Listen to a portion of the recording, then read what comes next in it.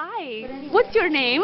My name's Walter Larry Berggren. I'm the son of John Alfred Berggren, who is the son of Helen Berggren. Okay. Aunt Helen, my mom's Aunt Helen. Yes. And what's your nickname, or what do you go by? I just go by Walt. Walt, could you tell me? You just told me a most amazing story.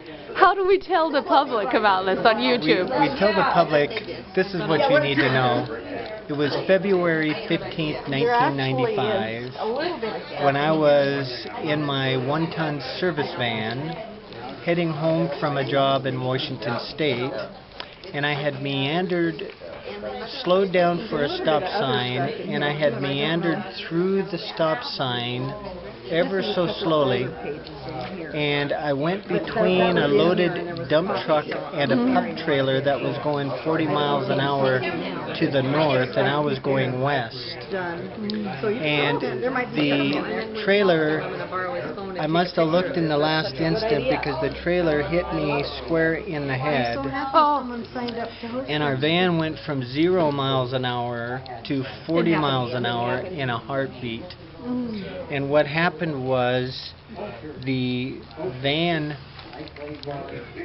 the impact was so severe that the van spun sideways like it was on a hinge and slapped up against the side of the dump truck trailer and burned a tire mark right on the side of the van, and it was 1, 2, 3 swirls, and the truck and trailer kept going, not knowing it hit anything because it was so much momentum.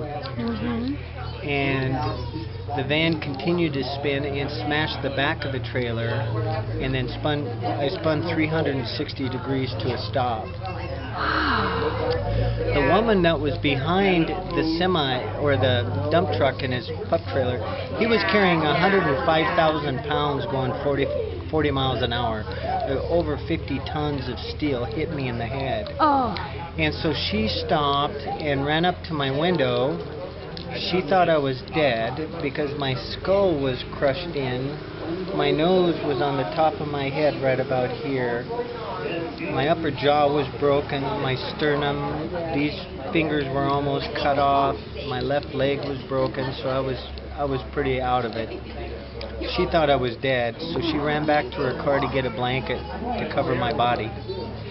As she was approaching the van with what turns out to be a sheet, a bystander stopped, and a woman jumped out of her car and ran up to my door.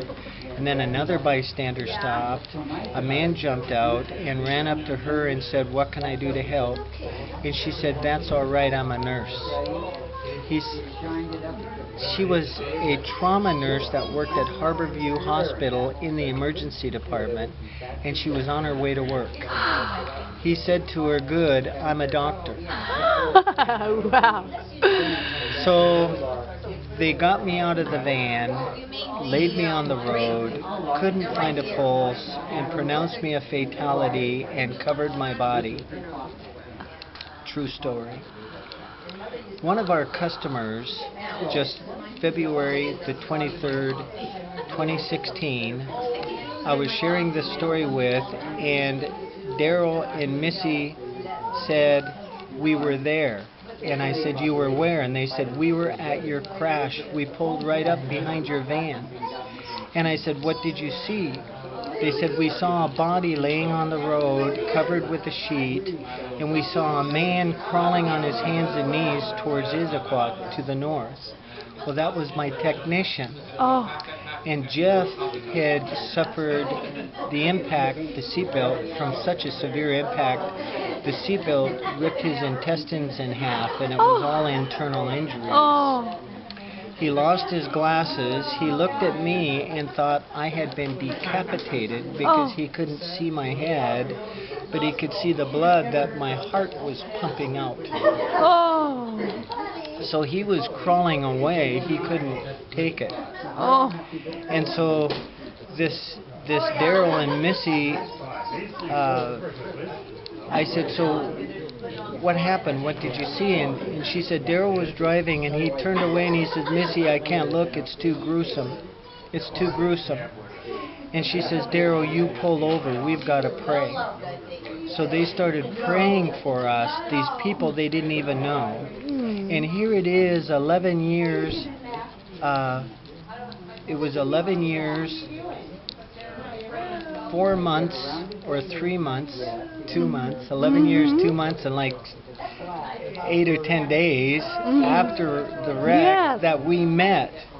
So they took us out to dinner. Oh, amazing, amazing. She drew a diagram of what everything. She saw. Oh, like a reconstruction. It was reconstructed. It was just phenomenal. Well, I'm going to stop this video because that's a lot to process. Maybe we'll make another one if you want to. Okay, okay.